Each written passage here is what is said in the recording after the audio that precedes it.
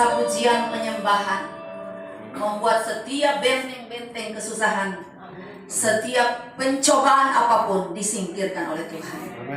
Dan kami alami kemenangan bersama-Mu Tuhan. Bersama dengan Tuhan kami bisa lewati setiap persoalan kehidupan.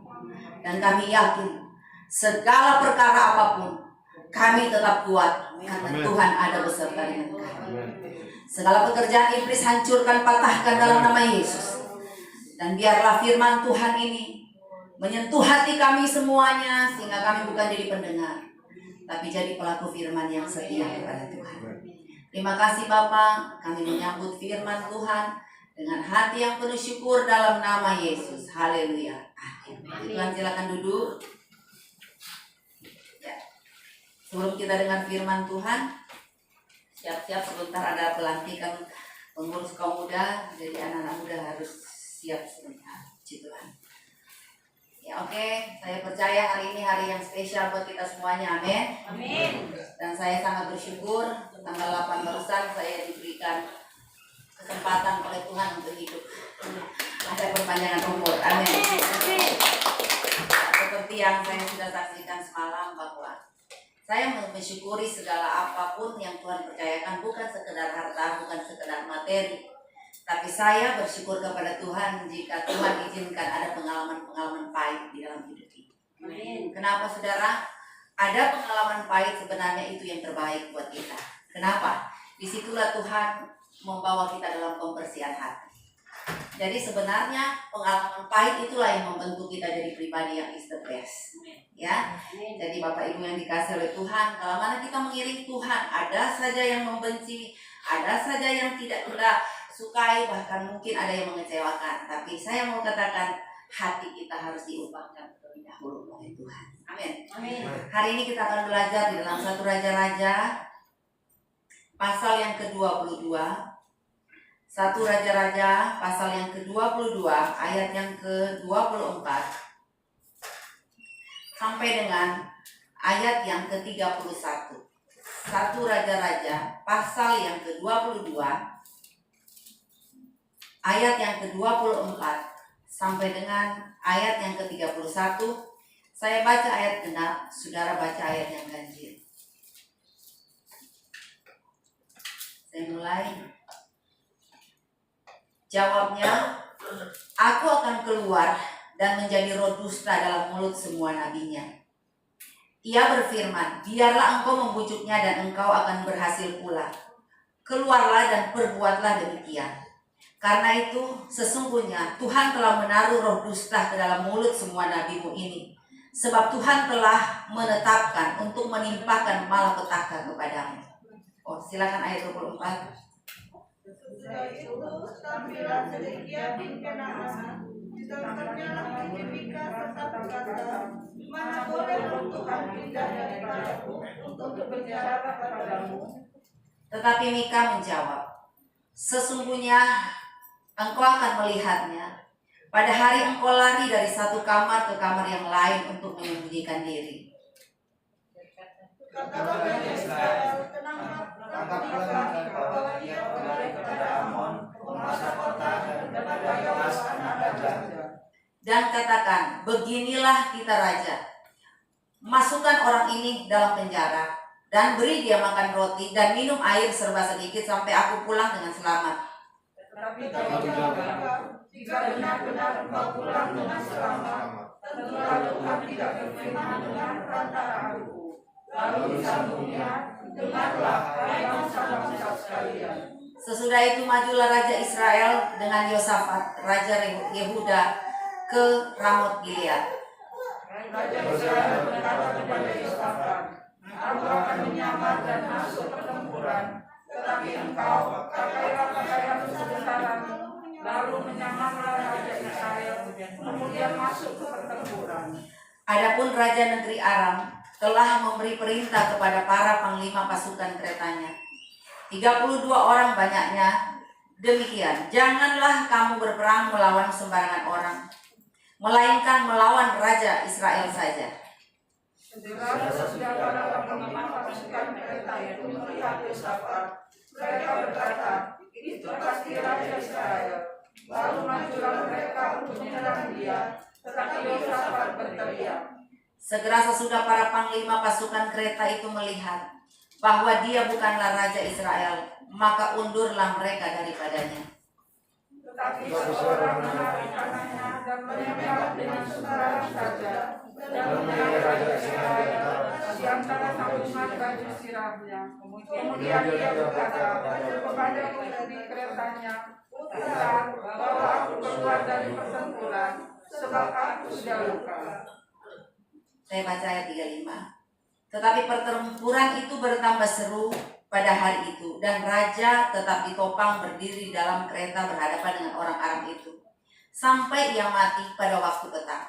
Darahnya mengalir dari lukanya ke dalam palung kereta. Puji Tuhan. Saudara, kita melihat kisah ini adalah kisah yang sangat menarik, karena kita melihat ada seorang nabi yang dikatakan ini namanya Mika. Dia menyuarakan suara Tuhan. Dan dia mengatakan kepada Raja Israel, yaitu Ahab, bahwa kamu akan kalah perang. Jadi seolah-olah dia memperingatkan supaya berhati-hati, atau mungkin kalau perlu jangan berperang, karena ini membahayakan. Karena kalau engkau maju, maka engkau akan mati. Namun saudara, si Raja Ahab ini mungkin karena keegoisannya, karena ingin dia buktikan bahwa dia bisa. Yang terjadi adalah dia bertanya kepada nabi-nabi palsu, ada 400 orang. Dan nabi palsu ini saudara mengatakan maju dan kamu akan menang. Ini dua versi yang kita lihat sepertinya siapa yang banyak dia menang.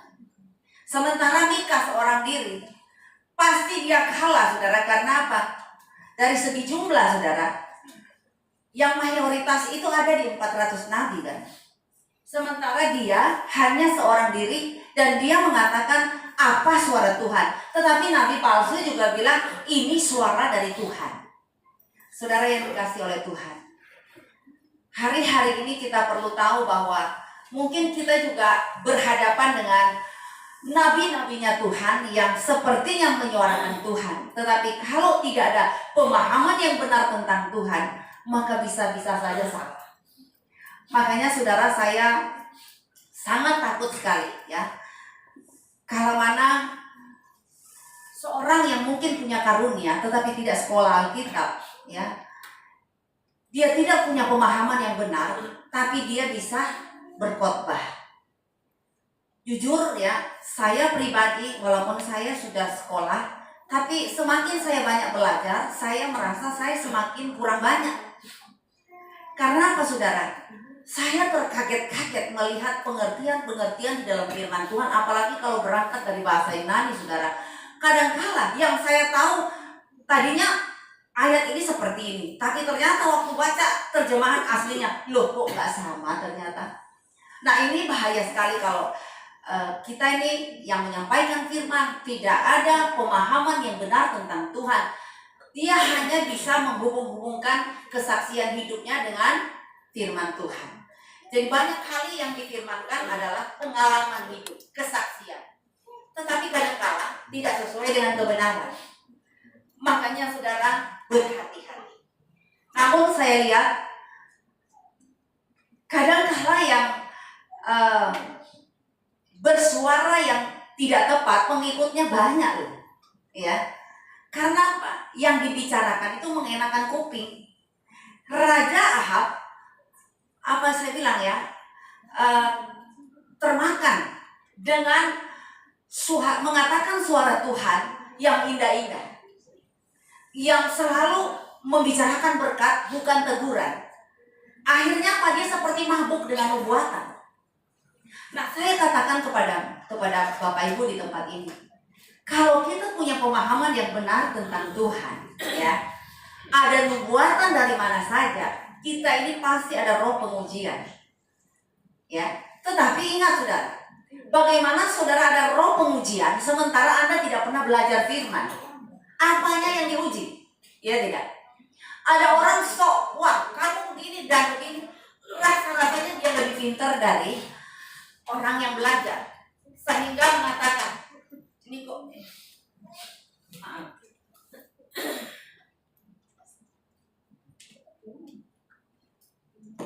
Ya, sehingga kadangkala saudara karena pengikut banyak dipikir begini, oh yang pengikut sedikit, roh Tuhan sudah undur dari hidupnya. Ya, yang pengikut sedikit berarti dia sudah tidak dalam jalan kebenaran. Saudara yang dikasih ini kayaknya kok bagus. Ya.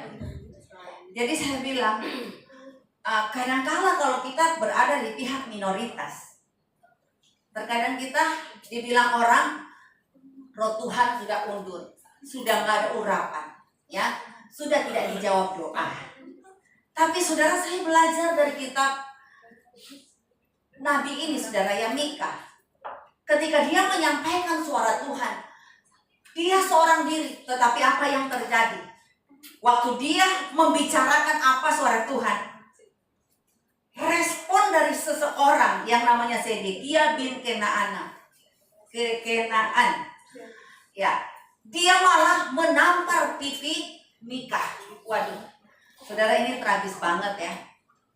Kadang-kala orang yang benar pun saya bilang bisa kena pukul, betul? Sama seorang petinju bukan berarti dia sudah pintar latih tinju terus gak pernah kena pukul. Tapi kita melihat kadang-kala kita dalam pertandingan Tuhan izinkan kena pukul biar tahu rasa sakitnya kayak apa. Ya, sehingga kita masuk pada perjalanan berikutnya kita makin cerdik karena kita sudah pernah kena pukul. Nah, saya lihat respon dari Mika ketika dia ditampar. Bayangkan loh saudara, paling menyakitkan kita yang nggak salah terus kita yang kena tampar, betul? Misalnya saya tuduh saudara, kamu yang makan rica-rica ayamku tadi kan? Padahal yang makan bukan Nora tapi Ola. Bagaimana? Tapi yang saya lihat pokoknya di meja sudah ada, betul? Dan yang saya lihat di sebelah meja itu Nora. Ya, saya ketika ngomong, Nora, kamu yang makan ya ini ya? Saudara bisa ngamuk kan? Atau mungkin saudara, karena saya tahu dia di sebelah meja, saya langsung tampar. Gimana perasaannya? Sakit loh saudara. Ada kalanya kita diperhadapkan dengan situasi seperti itu loh saudara. Ditampar dulu, nanti ketahuan belakangan bahwa ternyata bukan kamu. Mas saudara, saya lihat Mika ketika dia ditampar, respon yang dimunculkan oleh Mika itu apa? Tetap tenang, nggak ngamuk, ya, tidak marah, tidak sakit hati. Terus apa? Tidak balas. Ia tetap menyuarakan suara Tuhan. Ada orang saudara karena sudah takut kena tampar, dia berhenti menyuarakan suara Tuhan karena apa? Kapok, trauma. Tapi saya melihat Mika tetap menyuarakan suara Tuhan. Dengan tenang dihadapi semua. Seorang laki-laki saudara mungkin dia bisa balas loh, ya. Dia bisa tampar balik. Tetapi orang yang punya pemahaman yang benar tentang Tuhan, yang dia lakukan adalah dia membalas kejahatan dengan kebaikan hati. Karena apa? Orang yang dekat dengan hati, dia pintar menjaga hatinya. Amin. Makanya khotbah minggu lalu saya bilang temanya hati-hati dengan hatimu. Ya. Karena kalau kita tidak jaga hati, maka kita akan dipermainkan oleh situasi, oleh orang lain, bahkan dipermainkan oleh pengertian kita sendiri. Saya sudah bilang, Amsal pasal 4 ayat 23 mengatakan jagalah hatimu dalam segala kewaspadaan. Kata jagalah di situ artinya gini, kitalah yang menjadi wasit atau satpam atas diri kita. Yang kedua, kita selalu akan terbiasa observasi dan tidak akan gampang terprovokasi. Jadi ketika Mika menghadapi orang-orang yang memprovokasi pada waktu itu, dia selalu observasi. Bahwa dia tahu persis Allah yang dia sembah adalah Allah yang sanggup melakukan mujizat walaupun kebenaran itu muncul belakangan. Amin. Nah, respon Mika ini hebat loh saudara. Saya bilang kalau kita ini sudah bergaul karib dengan Tuhan, kalaupun kita kena tampar, kena pukul, mengucap syukur sama Tuhan. Amin. Jangan cuma ingin terima yang enak-enak. Tapi saya yakin dari pengalaman hidup yang saya alami, kalau mana kena pukul, Tuhan bawa saya jalan-jalan pergi ke luar negeri. Amin. Makanya saya bilang, pukul-pukul aja terus supaya masih banyak negara yang belum saya keliling. Amin. Baru 14 negara. Jadi saya pingin Tidak apa-apa, Tuhan izinkan, yang penting saya kuat. Ya. Dan saya melihat hal yang terpenting yang perlu kita cermati di sini adalah, ya, apapun yang saat ini kita hadapi, mari tetap dekat dengan Tuhan. Walaupun dari sekeliling kita, orang-orang terdekat kita menyalahkan kita, tetapi saya katakan kebenaran itu pasti akan ada hasilnya, di mana engkau pasti akan dibela Tuhan dengan cara Tuhan di waktu yang tepat. Amin. Karena kalau memang Tuhan juga ulur waktu loh untuk jawab doa kita. Kenapa? Tuhan latih kesabaran kita. Tuhan ingin tahu apakah hatimu mau atau tidak, atau engkau akan mundur dalam pekerjaan Tuhan. Kembali saya ingatkan, walaupun Mika ditangkap masuk dalam penjara, dikasih makan sedikit, minum sedikit, dibuat menderita, tetapi bukan berarti Allah sudah kalah, bukan berarti Allah sudah gagal.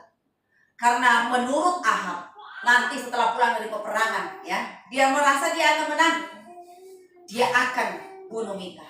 Tetapi saya lihat orang benar itu selalu dibela oleh Tuhan.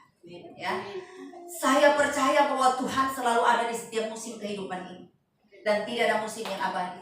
Akan ada pergantian musim yang baru di mana saudara akan melihat deritamu jadi kemuliaan. Amin. Dan coba perhatikan, ya, waktu sudah selesai, ya, Nabi Mika mengucapkan suara Tuhan.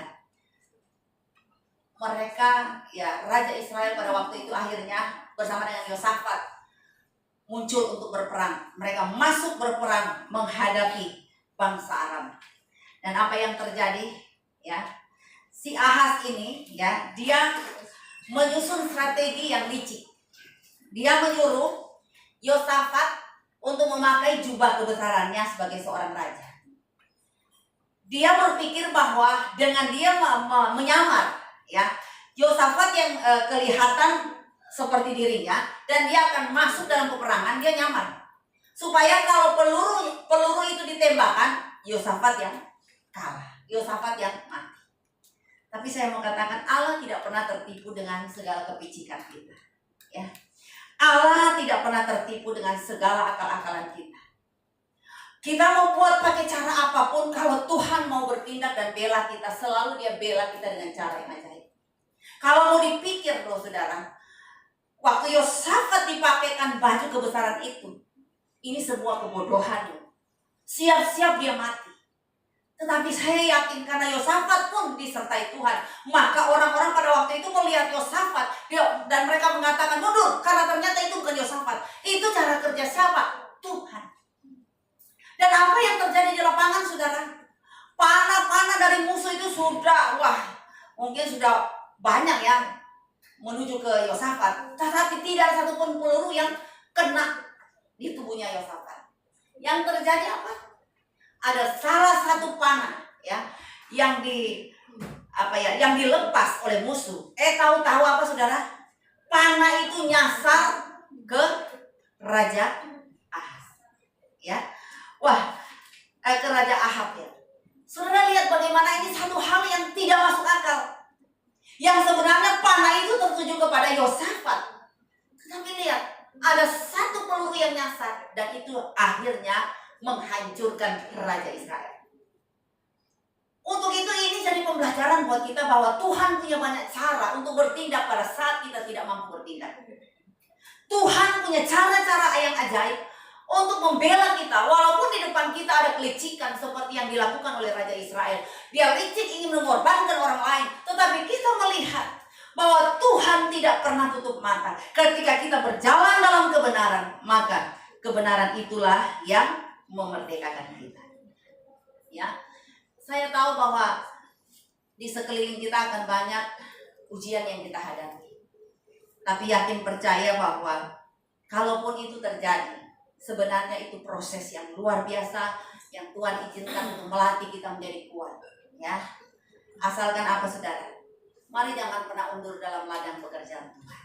Ya, hari ini saya melihat Ibu Vera telah disentuh hatinya, sehingga saya bilang untuk bisa mengampuni orang lain kita nggak bisa selain sentuhan dari Tuhan.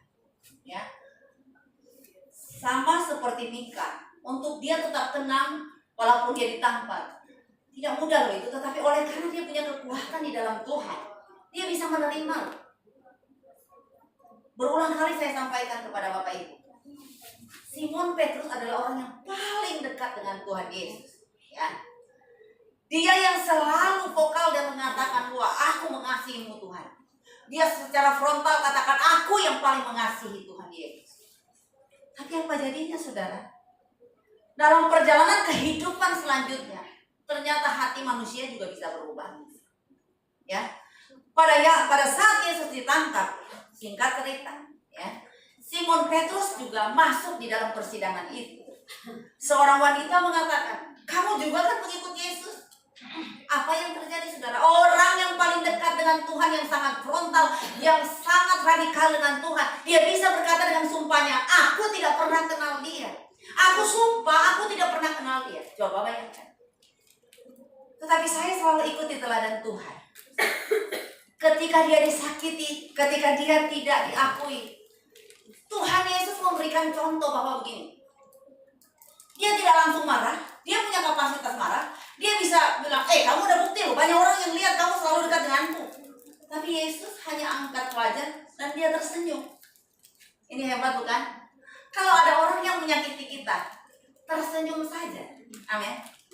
Katakan di kanan kiri, kalau lu menyakitkan aku tetap tersenyum. Ya, karena biaya untuk kosmetik mahal saudara ya. Nah, jangan karena Anda marah-marah membuat temuan dini. Amin. Ya, akhirnya apa? Harus keluar uang untuk membeli kosmetik made in Korea. Haleluya. Ya. Mari saudara, ketika disakiti, angkat wajah aja tersenyum, karena senyummu lebih menusuk daripada kata-katamu. Amin. Berulang kali saya mengalami keadaan di mana disakiti, dihakimi, dicemooh. Saya tidak mau terganggu. Ya, karena apa? Saya punya hati adalah miliknya Kristus dan saya tidak mau kotori dengan kepahitan. Saya tetap lakukan apa yang baik. Orang buat jahat silakan, tapi saya tetap akan memberikan yang terbaik. Amin. Ya. Berulang kali orang sakiti saya loh, tapi saya nggak pernah kepahitan sama dia.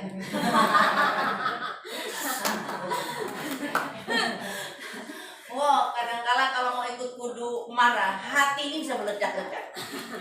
Tapi karena Tuhan bilang jagalah hatimu dengan segala apa? Waspadaan. Jadi saudara, saya bilang kalau bukan hati Tuhan, mungkin saya bisa melakukan hal yang lebih parah. Salah satu contoh yang Ola lakukan dulu-dulunya nih ya, kalau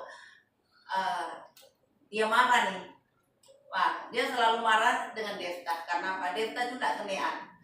Dia kalau mau makan tidak bisa makan nasi yang lembek. Jadi kalau lihat nasi lembek, Devta nggak mau makan. Yang stres Ola, saking stresnya saudara, rice cooker bolak-balik dipukul sama Ola. Ya, sehingga 7 tahun dia ada di tempat saya, 8 kali ganti rice cooker. Apakah saya kepahitan? Bodoh kalau saya pahit. Ya. Karena rice cooker bisa dibeli. Ya. Tapi hati saya bisa berantakan. Hati saya terluka, obatnya mahal. Betul? Ngapain saya mau terganggu dengan yang satu ini dari Lumajang? Haleluya. Haleluya. Banyak kejadian angker di rumah saya. Ya. Tetapi saudara, saya tetap mengatakan kalau ada orang error di sekeliling saya, berarti itu pembelajaran buat saya. Saya yang harus tampil genah. Orang genah harus tampilnya selalu menjadi berkat. Ngapain saya mau balas? Ngapain juga saya mau kayak Ola mau pukul-pukul rice cooker sehingga 9 kali lagi rice cooker harus dibeli dalam setahun. Sampai saya bolak-balik sama Ibu Eka itu pergi ke Philips, saudara ya, ganti ini, ganti itu, saudara. Tuh, haleluya. Mungkin 1 tahun ini saya sama Ibu Eka sudah 3 kali ke toko Philips untuk urusan rice cooker. Ya, kayaknya 1 tahun ini saya 2 kali Bu ya beli rice cooker. Ya toh, ajaib kan? 1 tahun ini 2 kali ini saksinya. Ke tukang servis mungkin 3 kali dalam setahun. Tapi saya mau katakan, uang bisa bisa dicari, tapi sukacita saya nggak akan pernah hilang. Amin. Kalau sudah begitu, saya memilih untuk diam. Dia yang ngamuk-ngamuk, aku yang diam. Amin. Sama kejadian hari-hari ini di rumah ada renovasi, saudara. Sampai jam 12 malam tuh, saudara. Dia punya toilet, aku yang bersihkan. Akhirnya saya bilang, aku bodoh ya Allah, bantu aku loh lah. Haleluya. Dia punya toilet, aku yang bersihkan. Tapi karena saya bilang, aku bodoh sendiri jam 12 malam ya. Kok cuci-cuci Allah punya kamar mandi. Terus saya bilang, Allah bantuin aku lah. Kamu yang bagian bawah, aku bagian luar.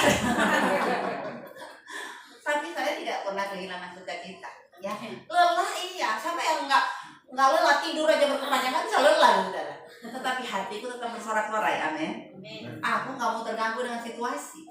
Aku tidak mau terprovokasi dengan situasi. Saya tetap berkata, Tuhan, tenangkan hatiku supaya saya tetap bergembira, saya tetap bersukacita, saya bisa menghibur diri saya sendiri, supaya setiap kali saya mau marah nggak jadi marah, setiap kali mau berucap menyakiti orang, saya tertahan. Ya, kadang-kadang juga saya berhadapan dengan anak 3 tak muda, sudah. Waduh, sudah pada besar-besar ya. Dulu saya melihat si Deren tuh nggak pernah keluar, orang rumahan. Tetapi sekarang saudara, 3-tiganya kongko. Haleluya. Padahal dulu di kamar terus tuh. Tapi sekarang amit-amit cabang baik. Setiap Jumat, Sabtu, Minggu, wah si kecil juga tuh si Devta. Mami, tolong dong, minta duit untuk apa? Kongko. Haleluya. Saya bilang, mereka semangat, gua yang semaput. Haleluya. Hah? Tapi saya tetap tenangkan hati. Walaupun ingin mau tegur, mau ngomong, lu enak kongko di sini ajaib, saudara. Bukan perpisahan yang kutangisi, tapi pengeluaran. Haleluya. Tapi mau apa lagi Tuhan, tolong. Supaya saya ada ketenangan, jaga hatiku Tuhan. Saya jangan sampai marah, jangan sampai terucap hal-hal yang menyakitkan. Karena kalau sudah terucap hal yang menyakitkan, anak-anak saya itu akan rekam di long term memorinya, dan akhirnya aku rugi sendiri. Aku gak mau datangkan permusuhan dengan anak-anak saya. Walaupun kadang-kala kudu mau marah. Tapi secara saya cuma mau bilang, segala perkara dapat kutanggung bersama dengan Tuhan. Ya. Apalagi waktu Devon baru mau injak 17 tahun, nakalnya setengah mati terus, saudara. Haleluya. Tapi sekarang dia sudah bertobat. Haleluya. Ya. Saya pernah tunggu dia jam 12 malam, kok gak pulang-pulang ya. Kan saya takut, sekarang ini kan ada yang narkoba apalah. Saya tunggu dia, saudara, sambil nyanyi di ruang tamu. Saya sudah 2 album bolak-balik sambil nyanyi. Kemurahan-Mu lebih dari hidup. Saya nyanyi di ruang tamu karena supaya saya tahu dia sudah datang atau belum. Sudah, saya sudah nyanyi sampai jam 12, jam 1 kok nggak ada. Ya sudah, saya nggak mau tunggu sampai jam berapa lagi. Ya, tiba-tiba sudah jam semakin larut. Saya naik ke atas, sudah. Ternyata dia sudah ada di dalam. Ya. Saya menunggu sekian jam, saudara. Saya pikir dia akan lewat di depan saya. Ternyata pada waktu itu, saudara, dia tidak lewat pintu, tetapi lewat jendela. Ini ajaib, saudara, ya. Itulah kenakalan anak-anak muda di zaman akhir. Ya. Saya tunggu sampai jam 1, jam 2 belum datang. Tahu-tahu saya naik pergi ke kamarnya, dia sudah tertidur lelap. Waktu saya bangun pagi, saya lihat di sini kok ada tangga ya di jendela. Oh, ternyata anak saya tidak lewat pintu, tapi lewat jendela. Tapi itu sudah lewat. Ya, kenakalannya pada 17 tahun itu, saudara, sudah lewat. Sekarang dia sudah 20 tahun ke atas. Dia sudah mulai berubah luar biasa. Amin. Yang saya takutkan sekarang ini adalah jangan sampai ada yang ikut-ikutan. Yang saya takutkan, Ola itu akan naik jendela juga.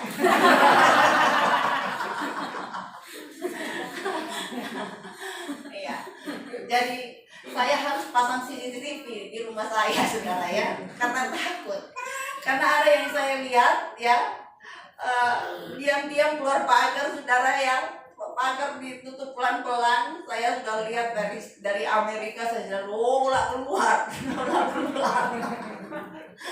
Dia pikir saya nggak tahu. Akhirnya, saudara, saya cuma bisa ketawa, saudara, ya. Ya, makanya hari ini saudara jaga hati. Kalaupun engkau hadapi keadaan-keadaan yang tidak menyenangkan, bersyukur sama Tuhan. Ada kalanya kata nggak bisa keluar lagi selain kita apa? Nangis di kaki Tuhan. Amin. Karena kalau kita mau berucap tambah masalah, saudara. Kita marahin orang tambah masalah. Akhirnya apa? Berlutut di kaki Tuhan. Pak Medi silakan. Berlutut di kaki Tuhan sambil engkau mengucap syukur kepada Tuhan. Karena yang paling aman nyaman ketika engkau lagi tidak berdaya, engkau lagi tidak mampu, saudara. Saya selalu ambil waktu dengan Tuhan dan nyanyi, saudara. Ya, saya suka main gitar dan saya selalu nyanyikan pujian ini ketika hati saya ini kurang nyaman, kurang enak. Ya, kita coba nyanyikan ini pujian, selidiki aku, lihat hati. Haleluya. Selidiki aku, lihat hatimu, apakah Yesus sungguh mengasihimu. Yesus, Kau yang Maha Tahu dan menilai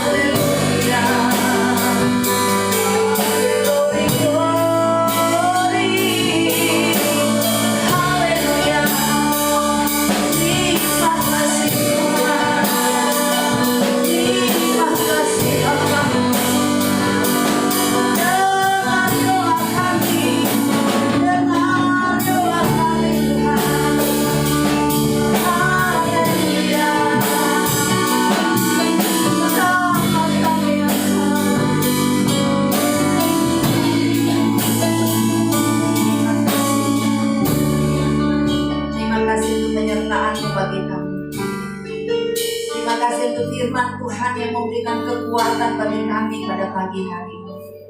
Kami percaya Bapa, hati kami sudah diubahkan oleh Tuhan. Transformasi pikiran ilahi bekerja dalam pikiran kami, sehingga kami tidak gampang menilai segala sesuatu dengan cara kami yang negatif. Tetapi apapun perkara yang kami hadapi, ada hal positif yang Tuhan sedang belajarkan kepada kami. Kalau kami berhadapan dengan orang-orang licik, orang yang sering menjatuhkan, tapi kami percaya siapa yang menggali lubang, dia akan masuk terperosok di dalamnya. Dan inilah cara Tuhan memperlihatkan kami bagaimana kami dibela Tuhan dengan tangan Tuhan sendiri. Kami berdoa untuk jemaat yang mengikuti streaming hari ini, diberkatilah mereka dalam nama Yesus. Mungkin ada yang sakit, Tuhan pulihkan. Ada yang lemah, diberikan kuat yang baru. Semua di tempat ini yang punya usaha, Tuhan buka jalan. Yang tertutup jalannya, Tuhan buka jalan. Ini saatnya kami akan memberikan yang terbaik buat Tuhan. Kuduskan setiap persembahan kami. Dan biarlah kiranya Tuhan persembahan kami ini untuk memuliakan nama Tuhan. Terima kasih Bapa, kami siap memberi untuk Tuhan. Haleluya. Tuhan, nanti setelah ini ada acara pelantikan. Ya, kami mohon semua pemuda untuk siap-siap.